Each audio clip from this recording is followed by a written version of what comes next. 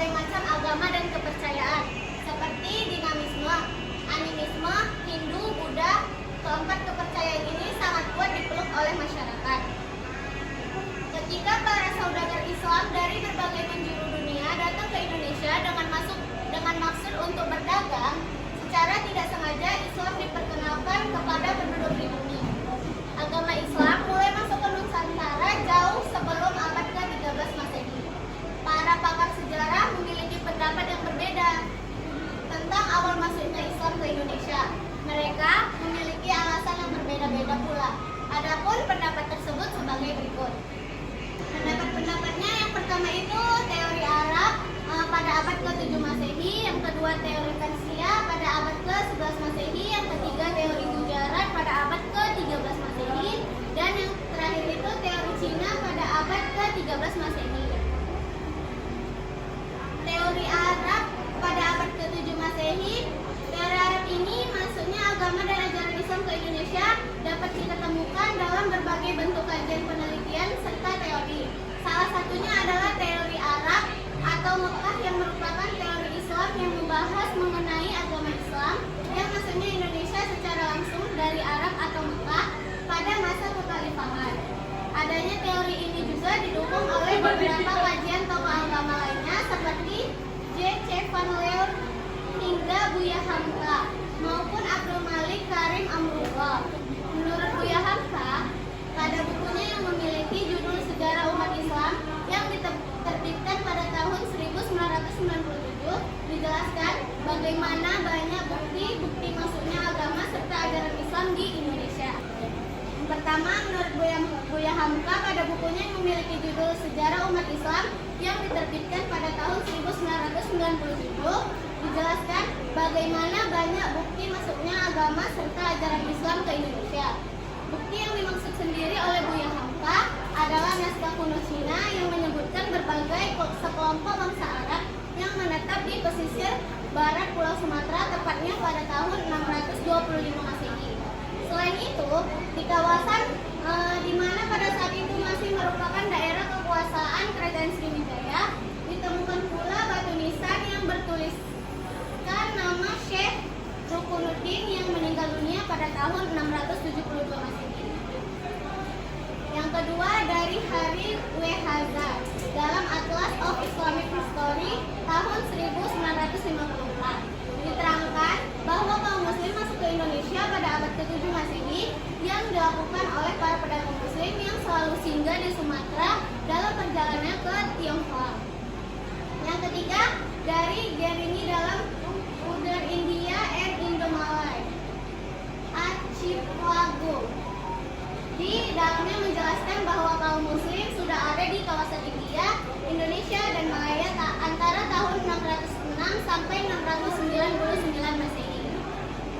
Yang keempat, Sayyid Laguib Al-Atas dalam Preliminary Attachment on General Theory of Islamization of Malay Indonesian Archipelago tahun 1969, di dalamnya mengungkapkan bahwa kaum muslim sudah ada di Kepulauan Malaya, Indonesia pada tahun 672 Masehi. Yang kelima, Syed Qodratullah Fatimi dalam Islam Comes to Malaysia mengungkapkan bahwa pada 674 Masehi, kaum muslimin Arab telah masuk ke Malaya. Yang keenam, W.P. Browneval dalam Historical Notes on Indonesia and Malaya Conflict from Chinese Sources menjelaskan bahwa dalam hikayat dinasti Tang memberitahukan adanya Tasis atau Arab Muslim berkunjung ke Holing atau Kalunga tahun 674 Masehi. Kemudian yang ketujuh ada T.W.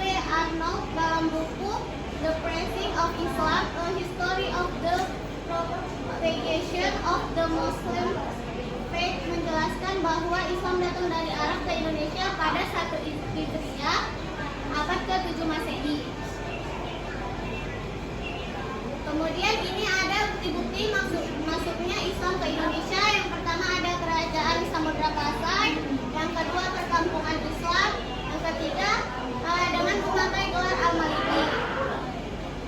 Yang kedua tentang teori Persia abad ke-11 Masehi. Teori masuknya Islam ke Nusantara berikut adalah teori Persia. Teori Persia ini didukung oleh Hussein, Jalal Ibn dan Umar Amin Hussein. Mereka berpendapat bahwa masuknya Islam ke Nusantara melalui para pedagang yang berasal dari Persia, bukan dari Gujarat. Persia adalah sebuah kerajaan yang saat ini kemungkinan besar berada di Iran. Teori ini tercetus karena pada awal masuknya Islam ke Nusantara di abad ke-11, ajaran yang marak saat itu adalah ajaran Syiah yang berasal dari Persia. Selain itu, terdapat beberapa kesamaan budaya dan tradisi di Indonesia dengan yang ada di Persia. Bukti teori Persia, buktinya adalah peringatan 10 Muharram Islam Persia yang serupa dengan upacara peringatan pertama Tahwih atau Tabut di beberapa wilayah Sumatera, khususnya Sumatera Barat dan Jambi, serta kesamaan corak seni kaligrafi. Teori Persia juga didukung oleh bukti-bukti lain, seperti penggunaan gelar Syah pada raja-raja Islam di Nusantara. Beberapa kosakata sarapan bahasa Persia ke bahasa Indonesia, kesamaan mazhab yang dianut, dan kesamaan ajaran sufi oleh Syekh Suti Jenar. Teori Gujarat dan Cina abad ke-13 Masehi dikutip dari buku Ensiklopedia Sejarah Lengkap Indonesia dari era klasik sampai kontemporer oleh Adi Sudirman.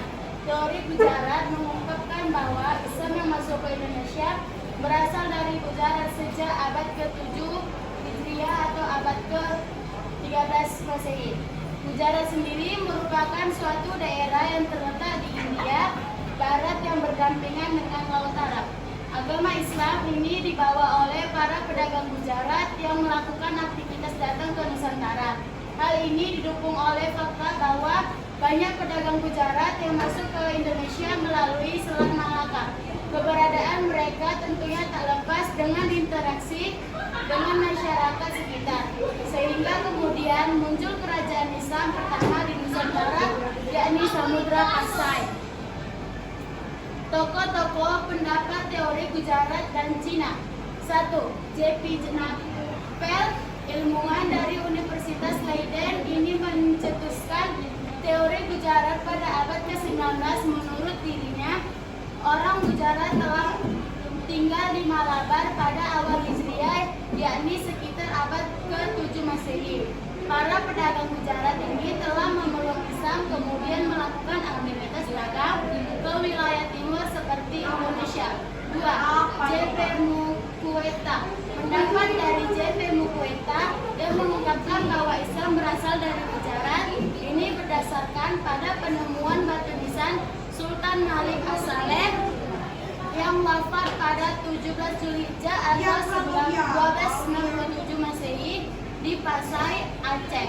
Bentuk fisik dari batu nisan yang di Pasai dan makam Maulana Malik Ibrahim di Gresik serupa dengan nisan yang ada di Kambai, Gujarat, sehingga Mukweta menyimpulkan bahwa batu nisan tersebut diimpor dari Gujarat atau jika tidak berarti dibuat oleh orang Gujarat. 3. Snokukronjo. Dari teori J.P. Knapel, kemudian teori Gujarat ini dikembangkan oleh orientalis Belanda Snokukronjo. Tokoh ini berpendapat bahwa Islam dulunya berkembang di Indonesia, kota pelabuhan, sebab adanya aktivitas perdagangan yang dilakukan kaum Gujarat. Mereka lebih awal menjalin hubungan dengan perdagangan yang dilakukan kaum Gujarat. Mereka lebih awal menjalin hubungan perdagangan dengan Indonesia dibandingkan para pedagang Arab. Orang Arab datang di Indonesia pada masa setelahnya dan mereka mayoritas dari keturunan Nabi Muhammad atau dikenal memiliki gelar Sayyid atau Syarif. 4. Catatan perjalanan Marco Polo menyatakan bahwa dia menjumpai adanya kerajaan Islam Kerlek, mungkin Kaureulak di Aceh pada 1292 Masehi. 5. KFH Van Lager menyebut adanya kerajaan Pasai, mungkin Pasai di Aceh pada 1248 Masehi berdasarkan berita di Tiongkok. Bukti-bukti teori Gujarat dan Cina. Bukti dari teori tentang masuknya Islam ke Indonesia didukung oleh beberapa bukti. Bukti tersebut antara lainnya adalah A. Batu nisan Sultan Samudra Pasai Naik Asia 1267 dan batu nisan Syekh Maulana Malik Ibrahim di Gresik yang memiliki kesamaan dengan batu nisan yang berada di Canggai. B. Keterangan Marco Polo dari Venesia atau Italia yang pernah singgah di Perla atau Perugia pada tahun 1292 Masehi. Dia menceritakan bahwa Perla sudah banyak penduduk yang memeluk Islam dan banyak pedagang Islam dari India menyebarkan ajaran Islam. C. Fakta adanya perpindahan orang-orang Muslim Cina dari Kanton ke Asia Tenggara, khususnya Palembang pada abad ke-879. B. D. Adanya masjid tua dengan model bangunan Cina di Jawa. E. Raja pertama Demak Raden Pata yang berasal dari keturunan Cina. F. Gelar Raja-Raja Demak yang ditulis menggunakan istilah Cina. Selanjutnya ada penyebaran Islam di Nusantara. Saat ini, Islam merupakan agama yang dianut oleh sebagian masyarakat di Indonesia. Islam diketahui pertama kali masuk ke Indonesia, tepatnya di Sumatera pada abad ke-7 Masehi. Bukti sejarah masuknya agama Islam di Indonesia pada abad ke-7 Masehi dapat dilihat dari berita Cina dari zaman dinasti Tang. Disebutkan di dalam catatan tersebut bahwa pada 674 Masehi di pantai barat Sumatera sudah berdiri sebuah perkampungan bernama Barus atau Fansur yang dihuni oleh orang-orang Arab beragama Islam. Lantas, apa faktor eksternal yang memengaruhi pesatnya Islam di Sumatera? Yang pertama, banyaknya pedagang Islam yang datang ke Sumatera. Pulau Sumatera dapat dikatakan sebagai daerah pertama dan terpenting dalam pengembangan Islam di Indonesia, sebab Sumatera merupakan tempat pertama masuknya Islam ke Indonesia.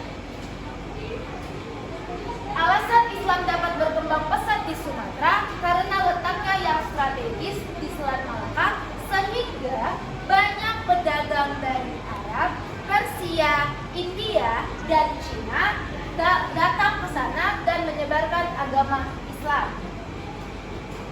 Yang kedua, berdirinya perkampungan Islam di Sumatera. Faktor selanjutnya yang memengaruhi pesatnya perkembangan Islam di Sumatera adalah berdirinya perkampungan Islam yang bernama Kampung Baros atau Kampung Barus. Nah, Kampung Baros ini adalah perkampungan Islam yang terletak di pesisir Sumatera yang didirikan sekitar abad ke-6 Masehi. Sejak permulaan abad ke-7, kota Barus memang sudah terkenal sebagai penghasil kapur barus terbaik di dunia. Oleh sebab itu, para pedagang tertarik untuk datang ke sana. Seiring berjalannya waktu, para pedagang ini membentuk pemukiman atau perkampungannya sendiri di pantai barat Sumatera yang dikenal sebagai Kampung Barus. Yang ketiga, menikah dengan gadis Sumatera. Setelah Islam mulai berkembang, orang-orang Sumatera pun lebih terbuka untuk berinteraksi dengan para pedagang. Terlebih lagi, ada cukup banyak pedagang Arab yang menikah dengan gadis-gadis lokal dan memiliki keturunan. Yang keempat, tidak ada sistem kasta dalam Islam. Sebelum Islam masuk ke Indonesia, masyarakat Sumatera lebih dulu mengenal agama Hindu, Buddha, animisme, dinamisme, atau agama-agama lainnya di luar Islam. Nah, di mana salah satu cirinya itu adalah sistem kasta sosial. Hal ini tuh berbanding terbalik dengan ajaran agama Islam yang tidak menerapkan adanya perbedaan kelas sosial. kata lain, kedudukan setiap orang dalam ajaran Islam adalah satu atau setara. Jadi di dalam Islam itu tidak ada perbedaan, mau kau miskin atau kaya, kau pintar atau bodoh, selama kau Islam kau tetap setara. Selanjutnya ada penyebaran Islam di Kalimantan. Proses masuknya agama Islam di Kalimantan Selatan disebut mulai sekitar abad 14 Masehi, sebelum kerajaan Banjarnegara. Sosok yang berandil dalam penyebarannya adalah pewaris sah kerajaan negara Daha yang bernama Raden Samudra. Proses penyebaran Islam di Kalimantan Selatan secara terang-terangan dimulai dengan kontak antara Pangeran Samudra dan dengan kerajaan Demak. Pangeran Samudra awalnya meminta bantuan pasukan ke Demak untuk berperang melawan pamannya. Nah, Pangeran Tumenggung dalam merebut tahta kuasaan negara Daha. Jadi, Pangeran Samudra ini meminta bantuan ke Demak untuk berperang kepada pamannya, yaitu Tumenggung. Atas kemenangannya melawan kerajaan Daha, dia pun berhasil mengislamkan raja dan pejabat kerajaan hingga akhirnya agama Islam pesat hingga saat ini. Selanjutnya ada penyebaran agama Islam di Sulawesi. Berjalan dengan cara damai melalui saluran perdagangan dan dakwah oleh para mubadik, berkembangnya Islam di Sulawesi ditandai dengan terbentuknya kerajaan Islam di sana, beriringan dengan kondisi politik kerajaan-kerajaan Sulawesi yang mengalami kekacauan karena perebutan tahta. Agama Islam mulai dipeluk penduduk di Sulawesi Selatan pada abad ke-16 Masehi, dakwah dari Datuk Ribandang. Sejak akhir abad ke-16, Datuk Ribandang atau yang bernama asli Abdul Makmur ini aktif berdakwah dan mengislamkan kerajaan-kerajaan di wilayah timur Indonesia seperti Kutai dan Kerajaan Timah di Nusa Tenggara Barat. Saya akan melanjutkan materi saya. Akan tetapi, mereka juga sedang bersaing dengan umat Kristen untuk memperoleh pengaruh di lingkungan istana kerajaan Goa, Supah, dan Siam. Mulanya Datuk R.I. Bandang datang bersama dua ulama ini berdakwah di Luhu. Setelah itu mereka berpencar ke titik berbeda dan disesuaikan dengan keahlian ilmu agama dan metode masing-masing. Datuk R.I. Bandang fasih di bidang ilmu fikih sehingga ia pergi berdakwah ke daerah-daerah Makassar dan Bugis, khususnya di kerajaan Gorontalo. Hasilnya Datuk R.I. Bandang berhasil mengajak raja-raja Gorontalo yang pertama Malingking Daeng Manyori Karaeng kerangka memeluk Islam pada tahun 1605 Masehi. Setelah menjadi muslim, sang raja mengganti namanya menjadi Sultan Alauddin yang pertama dan Islam secara resmi menjadi agama kerajaan pada tahun 1607 Masehi. Demi melancarkan proses dakwah Islamnya, Datuk R.I. Bandang meminta kepada Sultan agar dibangunkan masjid di Kaluku Badoa.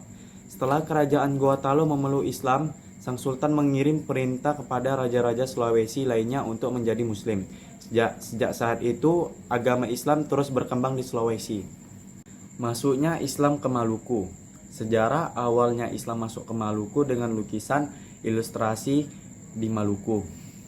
Maluku yang dikenal dengan sebutan Jazaria Al-Mamluk atau Kepulauan Raja-Raja adalah sebuah negeri di timur Indonesia yang sangat berpengaruh dengan 4 kerajaan, yaitu Jailolo, Ternate, Tidore, dan Bacan.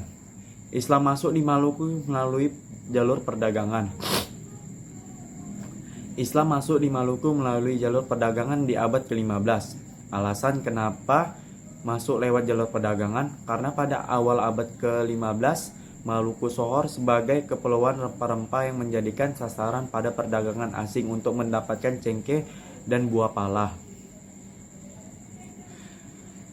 Perdagangan-perdagangan itu diantaranya dari Asia, Arab, Gujarat, Cina, dan perdagangan Jawa, Serat Melayu yang telah memeluk agama Islam. Syekh Mansur adalah salah satu perdagangan dari Arab yang menyiarkan Islam di Tidore pada masa pemerintahan Calone Cileati.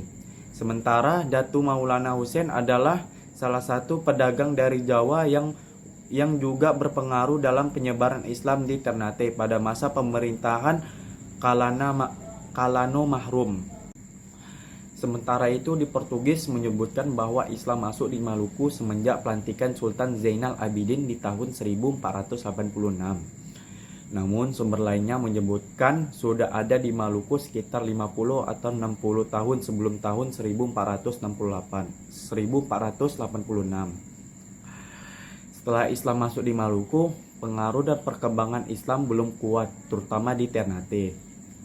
Oleh sebabnya Zainal Abidin pergi ke Jawa untuk mempelajari Islam secara langsung dari Sunan Giri. Sunan Giri adalah salah satu ulama atau wali terkenal di Jawa. Dari sinilah muncul 4 kerajaan Islam di Maluku yang disebut dengan Maluku Kiaraha, Maluku 4 Raja. Kesultanan Ternate yang dipimpin oleh Sultan Zainal Abidin sekitar tahun 1486 hingga 1500.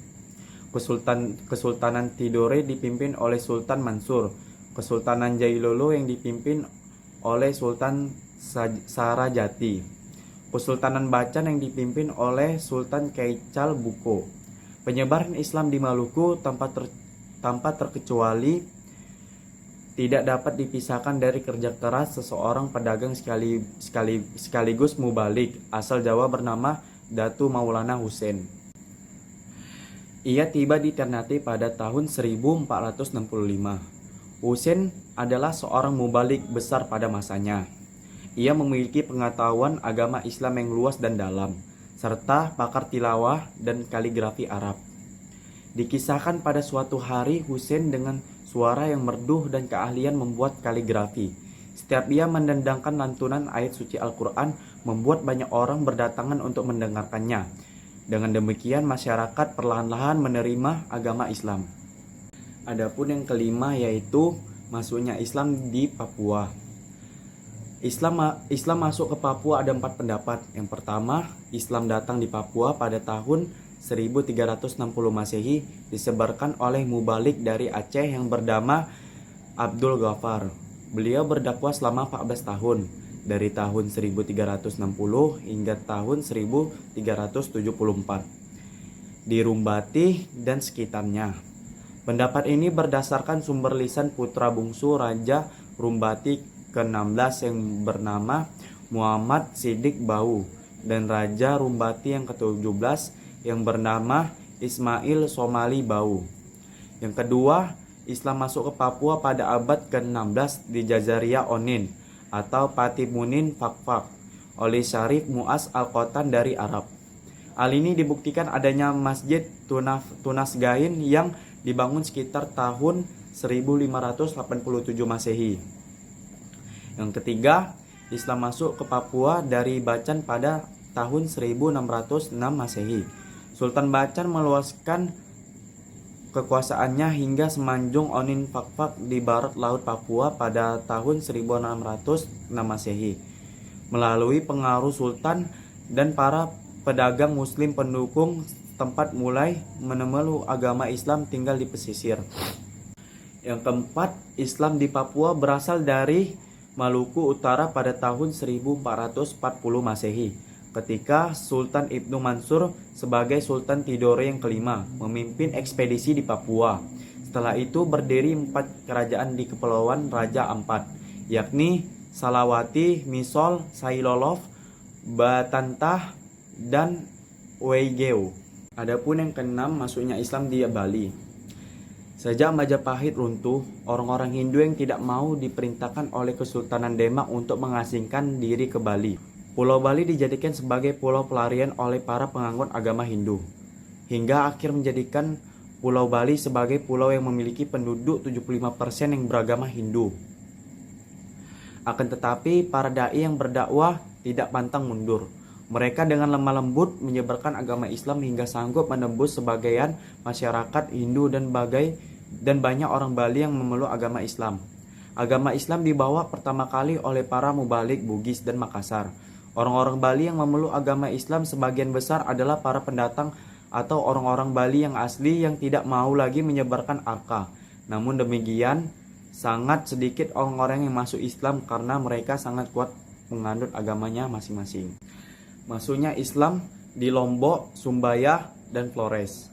Agama Islam masuk di Lombok, Sumbawa, Flores dibawa oleh para mubalik asal Bugis. Pada awalnya, suku yang beragama Islam adalah suku Samsa. Setelah itu, berangsur-angsur Islam menyebarkan dan berkembang hingga menjadikan Islam sebagai agama mayoritas di Pulau Lombok. Sekarang ini penduduk yang beragama Islam di Pulau Lombok sekitar 90%. Adapun Islam masuk di Sumbawa pada tahun 1540 Masehi. Ulama yang terkenal di Sumbawa dalam menyebarkan agama Islam adalah Haji Ali. Adapun Islam Flores masuk bersama dengan masuknya Islam di Sumbawa dan Lombok. Yang terakhir atau yang ke-8, masuknya Islam di Pulau Jawa. Agama Islam mulai masuk ke Pulau Jawa diduga jauh sebelum abad ke-13. Pusat-pusat tertua penyebaran agama Islam adalah Gresik dan Surabaya. Kesimpulan ini didasarkan pada bukti-bukti sejarah seperti Gresik terdapat banyak sekali makam Islam yang sudah tua. Di antaranya sebuah makam tertua dari seorang yang bernama Fatimah binti Maimun yang meninggal pada tanggal 7 Rajab 475 Hijriah atau 1082 Masehi. Dan makam Maulana Malik Ibrahim yang meninggal pada tanggal 17 Rabiul Awal 822 Hijriah atau 1419 Masehi. Adapun yang paling terkenal dalam penyebaran Islam di Pulau Jawa adalah para seorang wali songoh. Mereka telah berjasa memimpin perkembangan agama Islam di seluruh Pulau Jawa, kemudian menyebarkan keseluruhan kepulauan lain di Indonesia. Munculnya istilah wali songo atau 9 orang waliullah ditunjukkan pada anggota 9 permuka agama Islam yang suci, keramat dan bersatu dalam penyebaran agama Islam dan penyelenggaraan negara Islam di Jawa. Mereka memperoleh gelar dari wali dari kata aulia Allah atau orang-orang yang dekat dengan Allah Subhanahu wa taala, pengikut dan kekasih Allah Subhanahu wa taala, yang berperan melanjutkan kenabian aulia warasat al-anbiya. Wali Songo adalah nama sebuah dewan dakwah yang mengembangkan Islam di Jawa. Dewan ini beranggotakan 9 orang yang dilakukan secara bergantian apabila ada yang meninggal atau pergi. Mengenai wali-wali yang termasuk dalam kelompok Wali Songo itu, di kalangan masyarakat Jawa yang paling dikenal sebagai berikut. Materinya yang pertama Sunan Gresik, yang kedua Sunan Ampel, yang ketiga Sunan Bonang, yang keempat Sunan Giri, yang kelima Sunan Gunung Jati, yang keenam Sunan Derajat, yang ketujuh Sunan Kalijaga, yang ke-8 Sunan Kudus, yang ke-9 Sunan Muria. Berkat jasa mereka, Islam berkembang pesat di Jawa. Berkat berkembangnya Islam di Jawa mengalahkan berkembangnya Islam di pulau-pulau lain, terutama ketika runtuhnya Kerajaan Majapahit pada tahun 1478 Masehi. Semenjak itu pula berdiri Kesultanan Demak yang didirikan oleh Wali Songo dengan rajanya Raja Fatah. Kesultanan Demak diperkirakan berdiri pada tahun 1500 Masehi. Kerajaan ini adalah kerajaan Islam pertama di Jawa. Raja pertama Demak dinobatkan dengan gelar Sultan oleh Sunan Gunung Jati. Adapun yang pernah menjadi Sultan Demak sebagai berikut: yang pertama Raja Fatah, yang kedua Fatah Yunus, yang ketiga Sultan Trenggono. Saat berdakwah, kabar Islam memiliki strategi dengan memanfaatkan situasi dan kondisi masyarakat Nusantara. Jadi, apa yang masyarakat butuhkan dan lakukan menjadi sasaran untuk dijadikan metode-metode dakwah dengan berbagai saluran yang hidup pada aktivitas sehari-hari. Rakyat yang menjadikan mereka terpengaruh dengan dikuasai sektor-sektor tersebut. Sektor-sektor tersebut dikuasai melalui beberapa saluran, yaitu perdagangan, perkawinan, pendidikan, dan kesenian. Yang pertama, melalui jalur perdagangan. Islam masuk ke Indonesia awalnya dibawa oleh para pedagang Muslim yang berasal dari Arab, Gujarat, dan Persia, yang melakukan kegiatan ekonomi di pantai-pantai utara, Jawa, Sumatera, dan wilayah-wilayah di Nusantara. Keberadaan mereka di Indonesia secara otomatis menjadikan Islam sebagai agama berada di Nusantara, walaupun sebelumnya hanya sebatas mereka saja. Akan tetapi lambat laun dengan keberadaan mereka yang berhubungan, berinteraksi, dan bergaul dengan penduduk pribumi Nusantara menyebabkan jumlah penduduk Islam semakin banyak. Di antara para saudara Muslim tersebut, ada pula yang melakukan dakwah Islam kepada penduduk pribumi sehingga banyak yang tertarik untuk menganut agama Islam. Lewat saluran ini, para dai melancarkan dakwahnya dengan menjadikan sebagian anggota melakukan perdagangan. Mengingat pada waktu itu perdagangan di sekitar laut Jawa diramaikan oleh berbagai bangsa. Para bangsawan Majapahit pun tidak ketinggalan. Banyak di antara mereka yang menjadi pemilik kapal dan saham. Melihat lahan dakwah yang cukup bagus ini, Sunan Gresik atau Maulana Malik Ibrahim serta teman-teman muslim lainnya hendak menguasai hampir seluruh perdagangan di kantor-kantor perdagangan pelabuhan laut Jawa.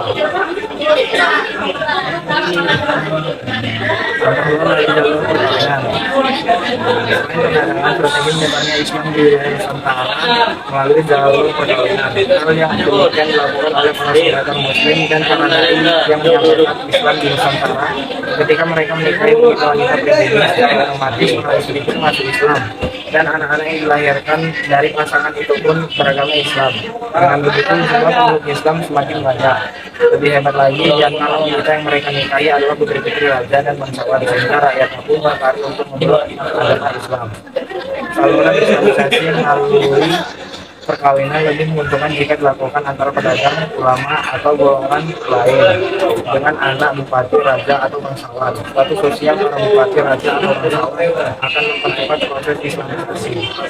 Yang ketiga, melalui jalur pendidikan. Lembaga pendidikan adalah salah satu faktor penting tersebarnya Islam di Nusantara. Para dai seperti Sunan Gresik, Sunan Ampel, Sunan Giri, dan Syekh Zatul Kafi mengembangkan lembaga pendidikan pencantrikan yang dalam bahasa orang-orang Hindu. Lembaga pendidikan ini dipersiapkan untuk generasi penganut Hindu taat. Oleh para dai Islam, lembaga ini direduksi dan digunakan untuk menyebarkan agama Islam.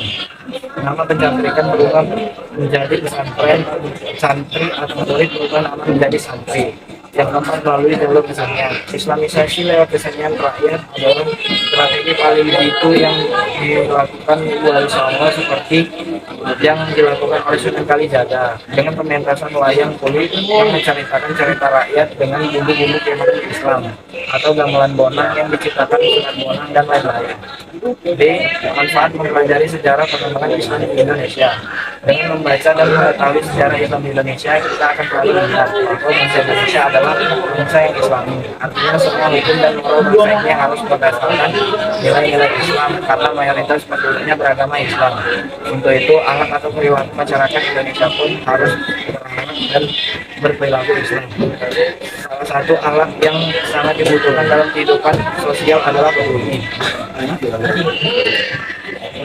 Para dai sangat dibutuhkan dalam kehidupan sosial adalah